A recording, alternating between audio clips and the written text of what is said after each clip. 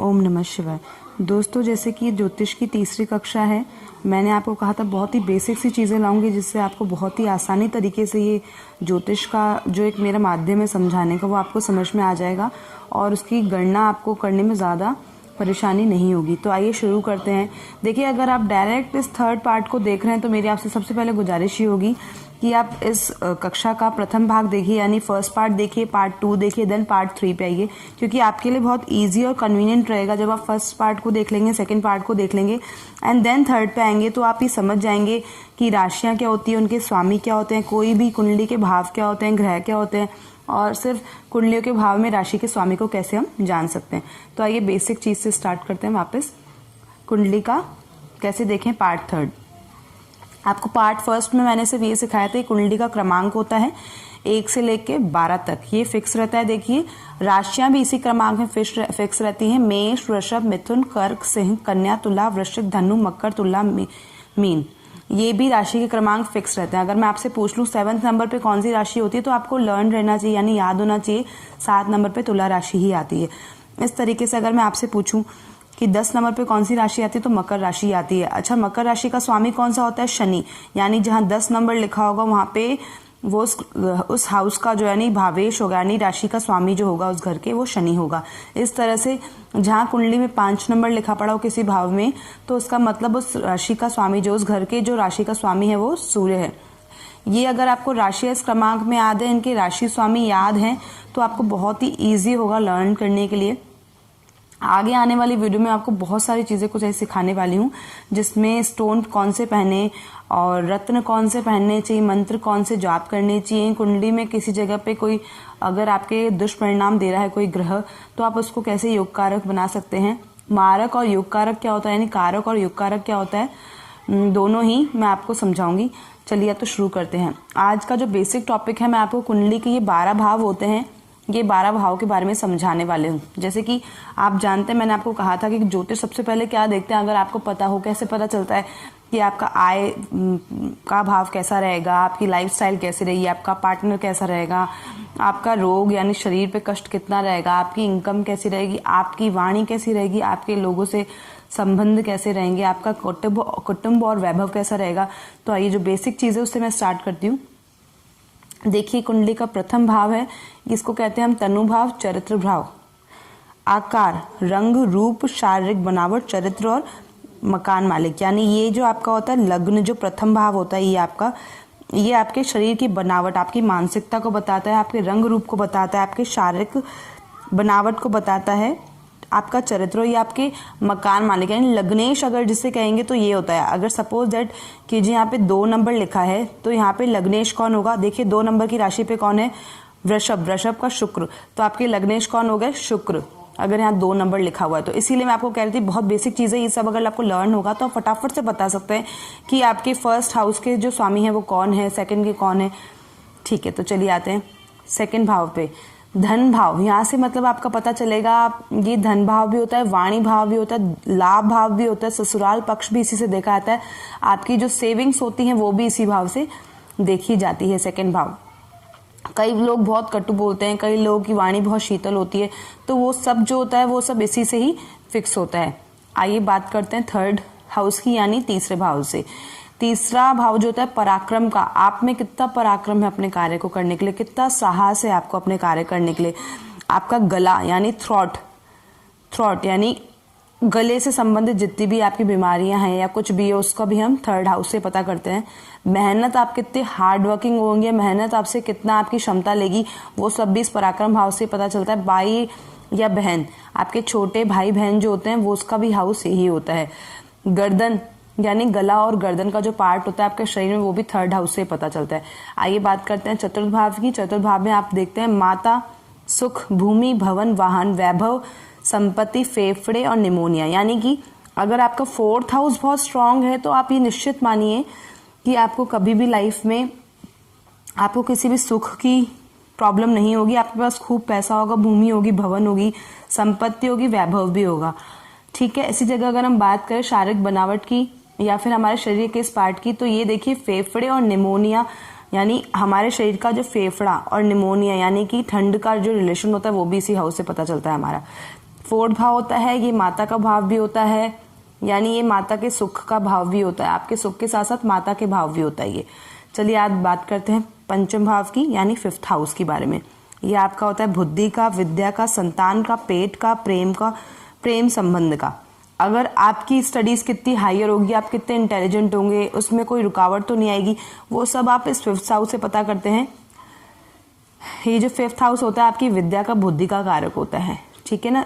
इसी से हम संतान का ही पता करते हैं, आपकी संतान कैसी होगी, अच्छी होगी, क्या होगी, किस तरीके से, ये भी हमारे 5th हाउस से हम इसको फिक्स करते हैं।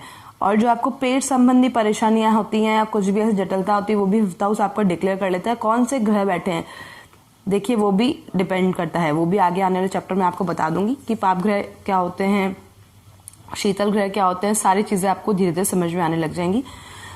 प्रेम संबंध, आप लव अफेयर्स करेंगे, वो सक्सेसफुल होंगे, आगे नहीं होंगे, वो भी इसी हाउस से हम पता करते हैं, यानी आपके लव अफेयर्स के बारे में भी 5th हाउस ही हम देखते हैं।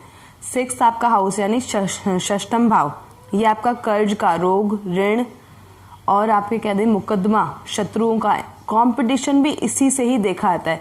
देखिए कुंडली का त्रिक भाव होता है 6, 8, 12। आगे मैं आपको ये भी समझाने वाली हूँ, तो आप पहले से ध्यान दे लीजिए। 6, 8 और ये 12 ये त्रिक भाव होते हैं हमारे कुंडली में।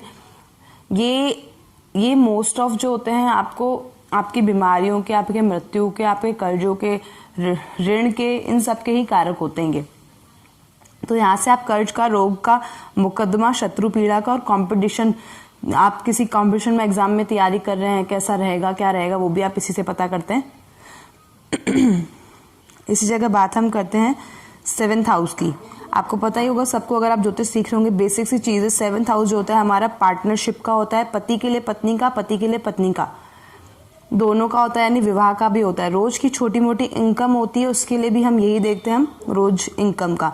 और हमारे मूत्र मार्ग, यानी आपके यूरिन से रिलेटेड जो भी प्रॉब्लम होती है उसके में भी हम यही देखते हैं। झगड़ा और कामेच्छा, शादी के बाद आपके रिलेशंस कैसे रहेंगे, अगर आपके लव अफेयर्स हैं और वो सक्सेसफुल लव मैरिज होगी कि नहीं होगी, वो भी हम इसी चीज से रिलेट करते हैं। आपकी सपोज कीजिए लव मैरिज, लव हो तो गया, लेकिन वो आगे लव मैरिज कन्वर्ट होगी, सक्सेसफुल होगी कि नहीं होगी, तो 7th पार्ट इसके लिए बहुत बड़ा कारगर है, इसको हम देखते हैं। पार्टनरशिप के लिए भी इसी हाउस को हम देखते हैं।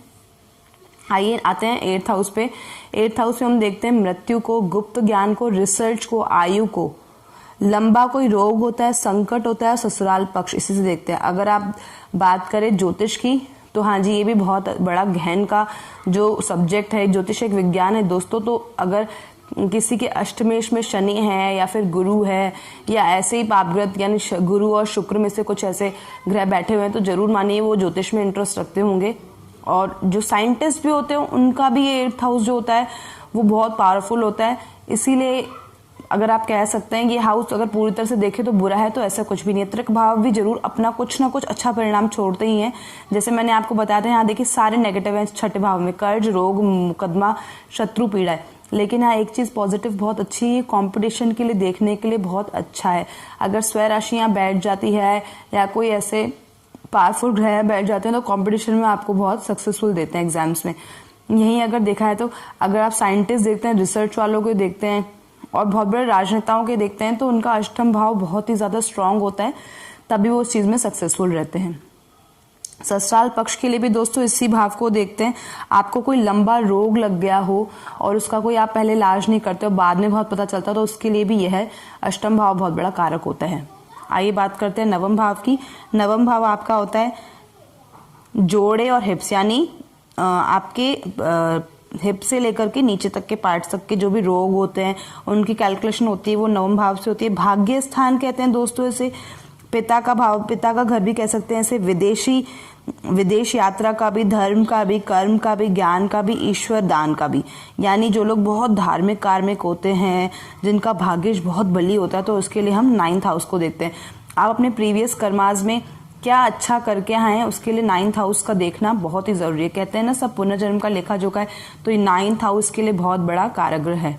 अगर आपने पिछले जन्म में कोई अच्छे कार्य किए होंगे तो ये 9th हाउस आपका जो होता है बहुत पावरफुल होता है। आप इसी से अपने विदेशी यात्रा का, धर्म का भी, ध्यान का भी, सब कुछ इसी से ही, मंत्र जाप का भी इसी चीजों से ही हम अपनी गणना करते हैं। आइए आते हैं 10th हाउस पर। ये है हमारा कर्म का हाउस, यानी हम काम क्या करेंगे, कैसा हमारा प्रोफेशन होगा, ये हमें बताता है। कैसा कार्य करेंगे, सरकारी नौकरी करेंगे कि नहीं करेंगे, प्राइवेट करेंगे, मान प्रतिष्ठा कैसी होगी। सरकारी जो काम होते हैं यानी राज्य के कार्य, उनको भी हम इसी से देखते हैं। प्रतिष्ठा, अधिकारी, ये सब जो कार्य होते हैं वो हम 10th हाउस से ही पता करते हैं। घुटनों के जोड़ों का दर्द, ये भी हम 10th हाउस से ही पता करते हैं। कुछ ऐसी बहुत सारी चीजें ज्योतिष में, वो मैं आगे आपको बताऊंगी। किस ग्रह से कौन से ग्रह के उच्च या नीच होने पर क्या हमें मतलब बीमारियां होती हैं और क्या पॉजिटिव और नेगेटिव रिजल्ट भी आते हैं, वो भी आगे हम चर्चा करेंगे। अभी आइए हाउसेस की बात करते हैं। अब ये है 11th हाउस, ये आपका होता है देखिए आयु का, ठीक है। आयु के साथ साथ होता है ऐश्वर्य का, लक्ष्मी स्थान कहते हैं बेसिकली दोस्तों इसको, तो इसका पॉजिटिव होना ही बहुत जरूरी है। आप व्यवसाय तो कर लेंगे लेकिन उससे लक्ष्मी कितनी स्थायी रहेगी, कितना आएगा, वो सब भी हम इससे चर्चा करते हैं। छोटी मोटी बीमारियों का घर भी इसे कहते हैं। बड़े भाई बहन का भी इसको घर कहते हैं, बड़े भाई के लिए भी। और घुटनों के नीचों का हिस्सा जो होता है, यानी घुटनों से लेकर पैरों तक के हिस्सों की जो चर्चा होती है वो भी इसी भाव से होती है हमारी। संपत्ति का और आय का, बेसिकली इसको लक्ष्मी स्थान यानी हमारी इनकम के लिए इस हाउस को हम देखते हैं। आइए बात करते हैं 12th हाउस की। सॉरी दोस्तों, तो इसके लिए विदेशी यात्रा और विदेश में बसना, जेल और हमारी बाईं आंख, नींद और खर्च, रोग, हॉस्पिटल के खर्चे छोटे मोटे और हमारे मुकदमे वगैरह, ये सब भी हम इससे देखते हैं।